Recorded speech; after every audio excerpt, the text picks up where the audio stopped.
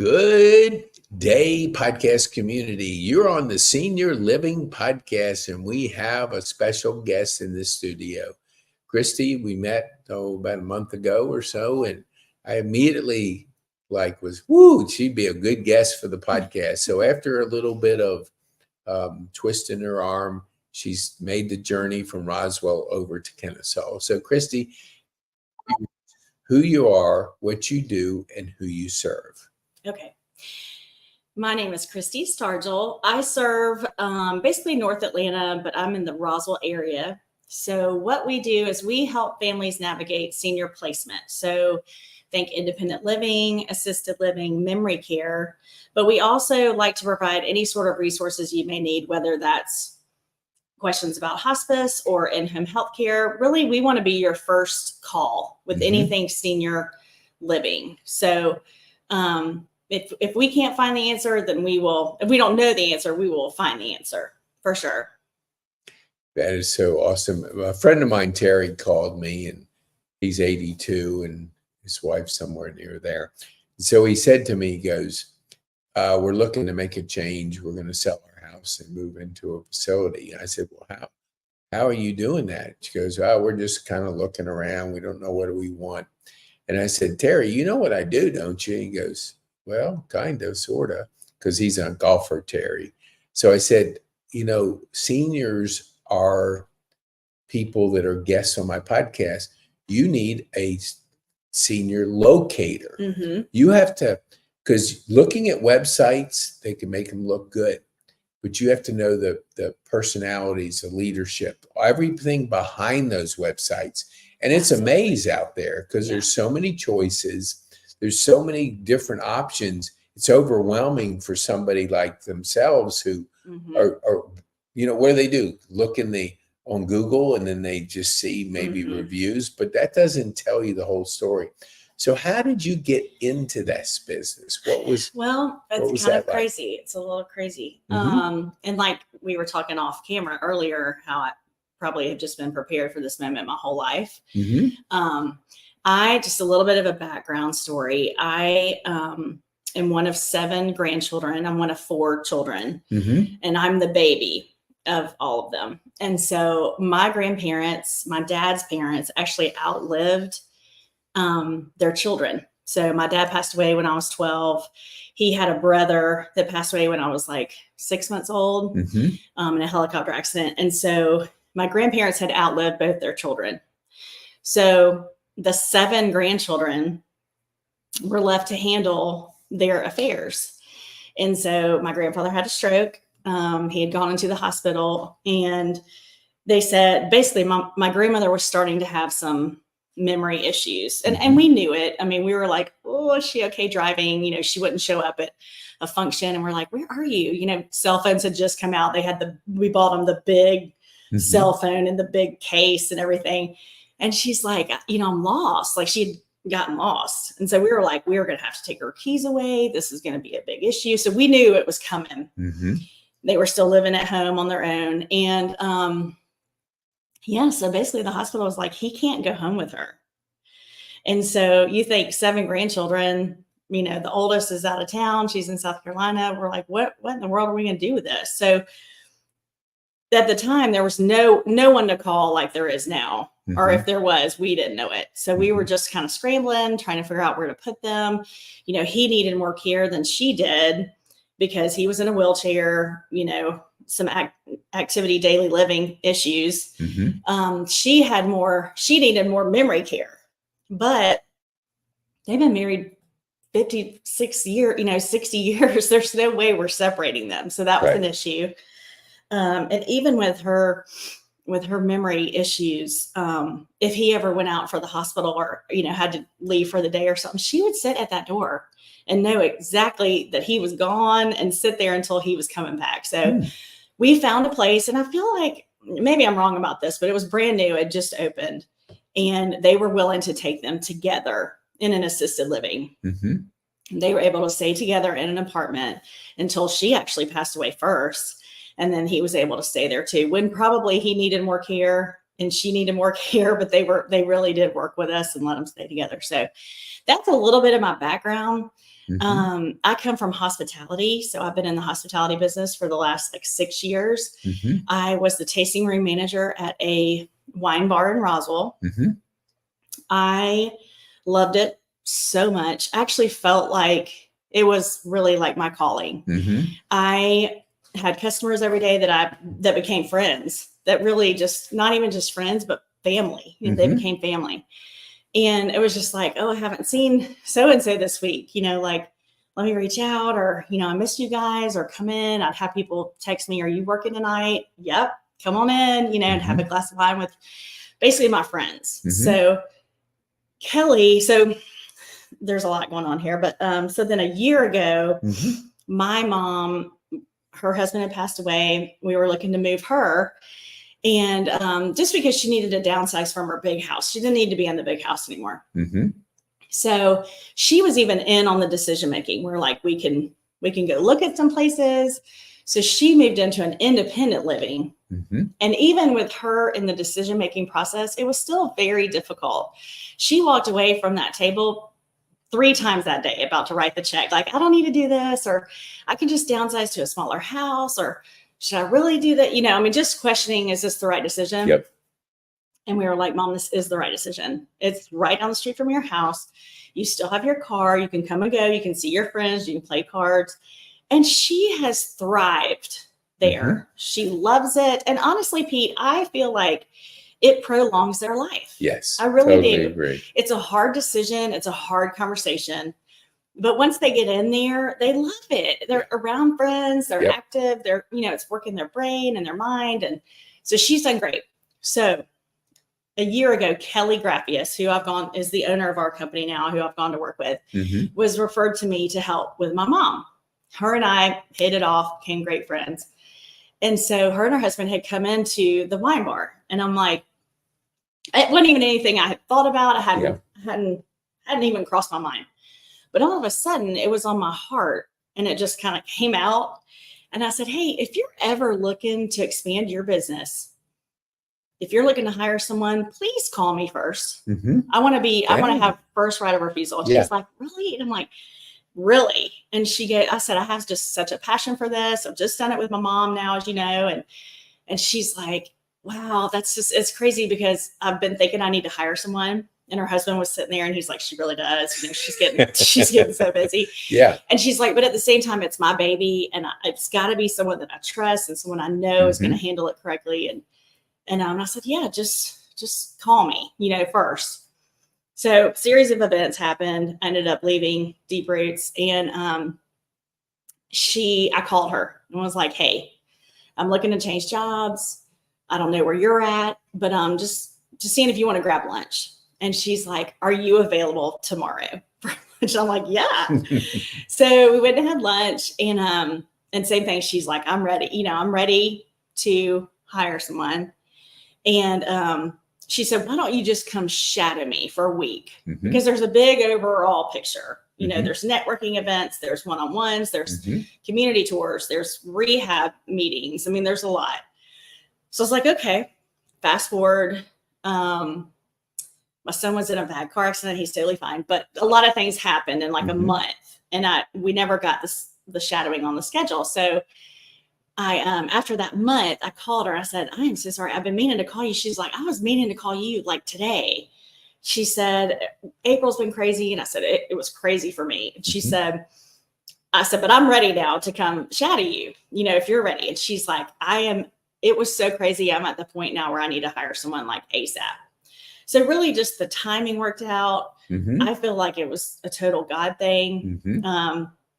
It was a big transition in my life, but at the same time, I feel like I'm going to look back and be like, wow, that was for a reason and a blessing. So yeah, so that's kind of the background story. Dang. That's a lot. I kind of gave it a lot. Was it too long? Okay. No, it wasn't, because, we met, we talked briefly. I thought you and Kelly were best buddies, and all of a sudden you get together and, you team up together. But knowing it, and I've heard similar things either through grandparents, through parents, that you have the experience of walking in the shoes of somebody that is like on the edge of senior care, and then you see and you fall in love with that process, and you want all of a sudden to do the same for others, because unless you have guidance, it's a maze out there. It's a mess. It is Trying to figure it out, and you're working, you're trying to find your parents somewhere, and it's like the juggling the schedules, and you got to make it sometimes decisions quickly, and you never want to put your parents in a situation quickly. You want to be able to know all your options. To be educated, Yes. And you're right. I heard you say earlier, some have all the bells and whistles. They look super fancy, but their reputation's awful. The care is awful. And you wouldn't know that unless you had someone that had a clue about what's going on in the industry. Yes. And so, and Kelly and I get up and we talk a lot to people and just how we're different. How do we stand out from other placement services? And it's exactly like the story I just told you. She went through a hard time with her dad had Alzheimer's. So we've both been there. We've both been through this with our families. And so the way that we can help, like you said, is just a maze. You could take an area like Kennesaw, for example. There's probably hundreds. So where do you even start? So we can take, your area, your budget, say you don't want to go over this amount. We can take that, narrow it down to 4 to 6 properties that we know are reputable. They're great. The care is good. The facilities are clean. And we can take you, we can schedule the tours. We take you on the tours. We take the notes on the tours. So you can just focus and just, and that's so helpful just to compare, and then ultimately it's their decision, obviously, where they're going to put them. But I do think it's a service that's very much needed. And appreciated. Let's go back about a year or so. I had started out, because you were marking, there's a lot of golf in the background in this apartment, and so I started out golfer Pete, and because I used to play golf 5 days a week, I was like a pretty devoted golfer. So, but I have a life change. I'm not golfing, but I'm podcasting golf, and I just wasn't feeling it. So the idea that when you touch an industry, when I moved into here, it was kind of sudden. I'd heard about this place, but know nothing. I didn't realize that the average age is 80 here. So I'm a little bit under 80. So, you don't know until you know, but it would have been good to talk to somebody. That's just a very small piece of it. But I'm at this networking meeting, and this lady stands up, and she's Tara, and she works for a locating service. My jaws dropped. You mean there's a service like that? No, I was like afterwards attacking her. Right. Like, hey, would you? And she's probably going, whoa, okay, easy. But I never knew there was anything, because I just started in senior care maybe a couple months, and I'm learning all about senior care. And she stands up and says that, well, her husband's a golfer. They come in here, he starts geeking out on golf, and we're friends, but she has an area, Kennesaw. So I think when it comes to locators, it seems like you have an area where you know every single place. And so y'all know your area. We do. And so do you guys go back and forth with somebody calls you, and they may be from Snellville, and they want to know Kennesaw, and you would say, well, I don't know. How does that work? Take our viewers through that. So we have a corporate base. So we're nationwide, basically. Now, Kelly and I's territory is basically Buckhead, up through Chamblee, Dunwoody, Roswell, a little bit into Alpharetta, like Milton, and then over to Marietta.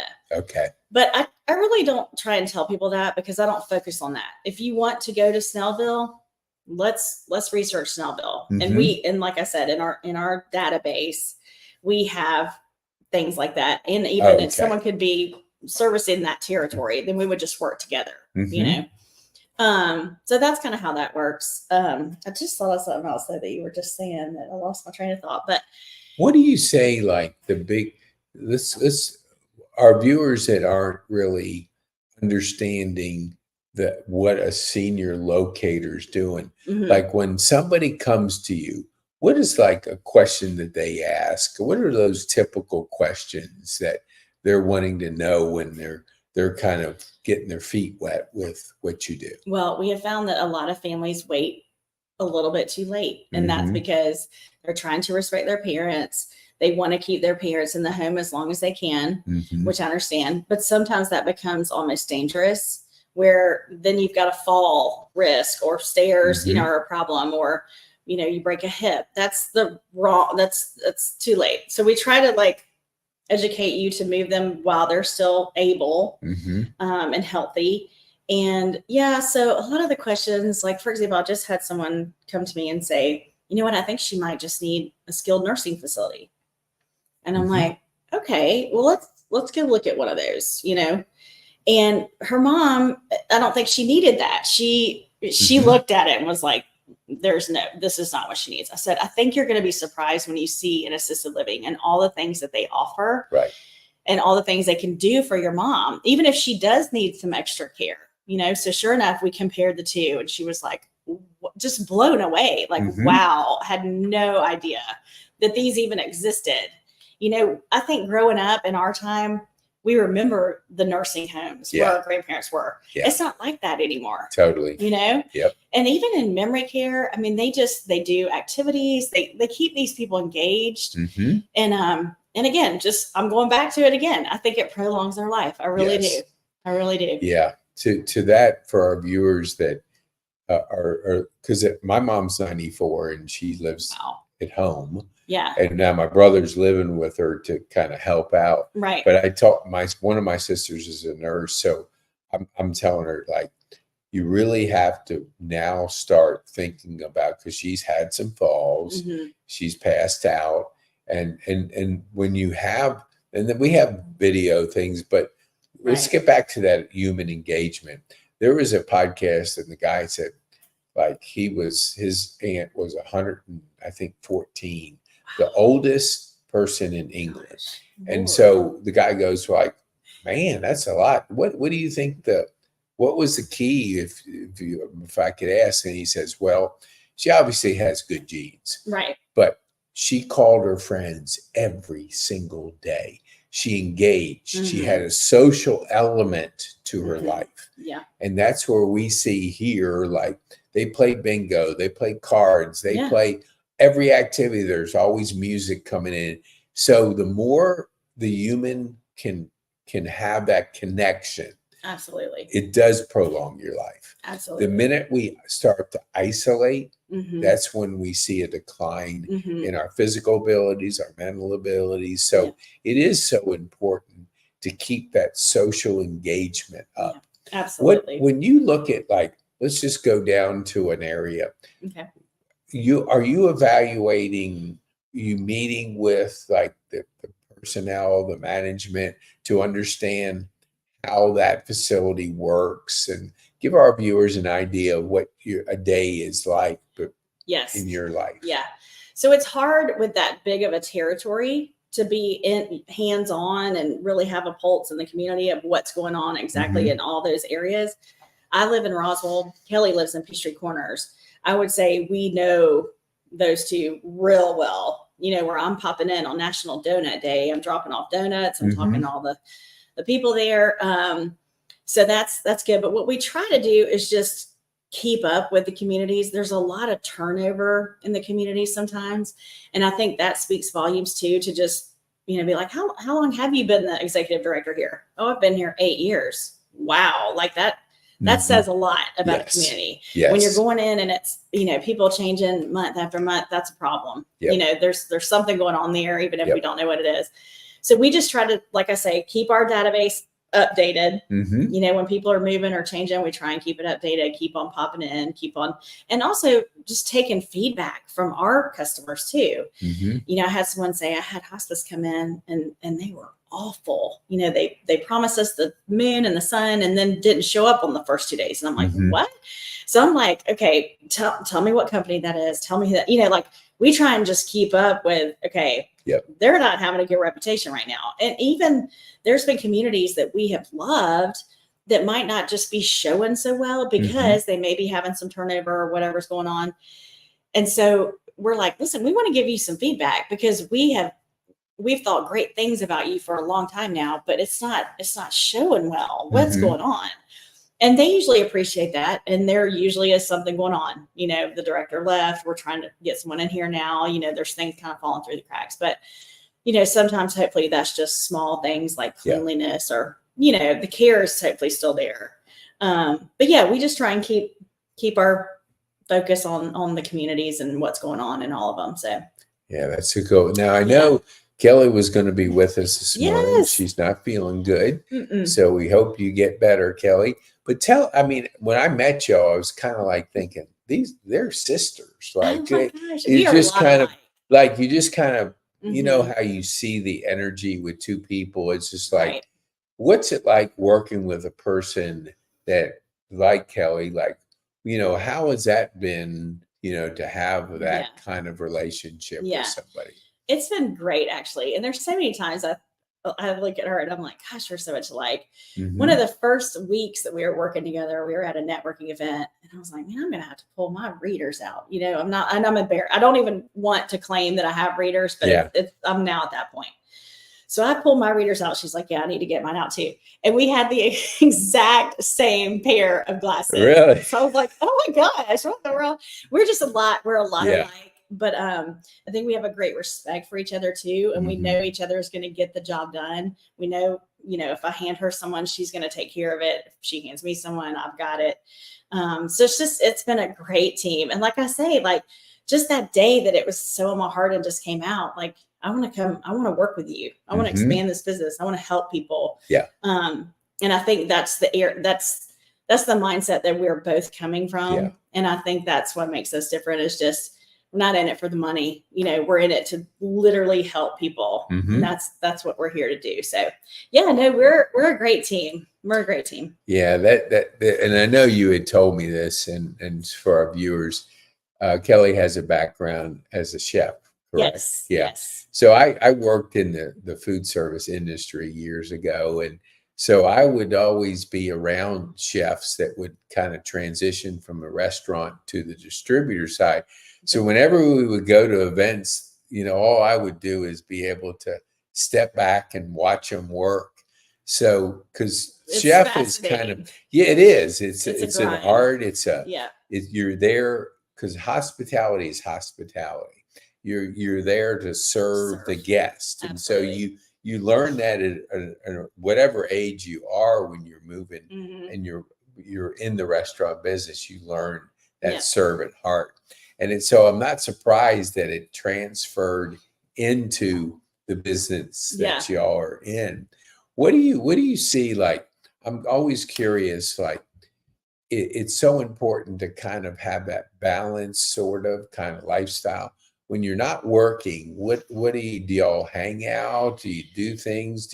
What kind of ways do you chill out, sort of, so to speak? So we both have children. So mine are a little bit older. Mine are college, senior in high school, and sophomore in high school. Okay. So I'm basically craving time with my kids. They're off on their own practically half the time. But I would say that's how I chill. It's just hang with my kids, you know. And she has younger kids. So they're rising 6th grade twin girls. Okay. So she's in like the thick of it still. She's still driving them around. She's still doing all the things. But, you know, we both enjoy an occasional glass of wine. We definitely like to do that to chill. But yeah, I think we work hard and then we chill hard, you know, so when we're off, it's nice to be off. But at the same time, we always have our phones with us. You know, we're always available when there is a crisis or a family in need. You know, we're ready to go at the same time. So, yeah, that's so good. I mean, I love it that a chill time where you can just have the unwind time because you have to recharge batteries. If you don't, you all of a sudden you get burned out on something. So you have to have that I don't want to say balance, because you said it, I think. You play hard, you work hard, you know, and I think that's so cool to have that attitude because, you know, life is short and you want to enjoy you know, what you're doing and have fun when you're doing. That means the lifestyle is wrapped into the work. Totally. And like you said before, I've trained a lot of people in hospitality, and I'm sure Kelly has too. You cannot teach that servant's heart. Yeah. You can't. Totally. You can't train it. You can't make someone have that. And so I think when you do have that, even if you are on vacation or you're, you know, there's an empathy there for people that are going through something. Yes. And so, like I said, her and I just both have that servant's heart and just want to help people. So it is intertwined. You know, you could be chilling one morning, but then that afternoon you're heading out to help someone, you know, and that's what we're here to do. That's what we love to do. So, well, Christy, I want you to tell people, how can they get a hold of you to be able to work with you and have some fun and locate those seniors that are either parents or relatives that they can find the best possible place for them? Yeah, I'm always available by cell phone. Okay. 770-823-1810. And I'm also available by email. That is cstargel, so STARGEL at yourOasisAdvisor.com. It's kind of long. Awesome. Well, if they call you, then they can get your email and send it to you. Because if we were on top of things, we'd have your email too. But, you know, Kelly, sorry we didn't have all our things together, but we're going to have you on the podcast when you're feeling better. So they get to see the two of you all together and be able to know the care that they're under when they call you guys. So I'm up against the hour. I looked at the clock. I can't believe we've been talking an hour. I know. And I'm just like, oh, there's going to be some friends that are going to be getting on a different podcast, but on this same format. So I want you to close with, what would be the one thing you would want our viewers to take home from this podcast this morning? Oh, I think just if you have any questions at all, whether that's, you know, you're not ready to move your parent necessarily, but you just have any questions about senior living at all, seniors, just feel free to reach out to us. I mean, feel free to pick our brain, feel free to ask us any questions. And like I said, I think I said it earlier, if we don't know the answers, we will absolutely help you find it. So, you know, whether that's financial or, you know, placement or at-home care, whatever that is, just feel free to reach out to us for sure. Well, that's we thank you for that. And I want to encourage our viewers, share this podcast with people you know, because of what Christy said earlier, and is we don't necessarily plan far enough in advance. We do it sometimes when we have to, and we never want to be in that position, because you want to have some time to look at all your choices and your options out there. So even if your parents aren't ready, talk to Christy. I mean, it doesn't cost anything to have, you know what, I don't think I said that. Yeah. We do provide a free service to the families. So to call us or to place your parents or for us to help you is a completely free service. Well, I forgot to mention that. That's a big part. That is, because I know Terry, when I was telling him, he didn't know that. Yeah. They're just going out there looking, thinking, we'll just something. look. But looking with an expert is much better than looking without one. Absolutely. So thank you, Christy, for being our guest on the Senior Living Podcast. Love it. Okay. Have a wonderful day.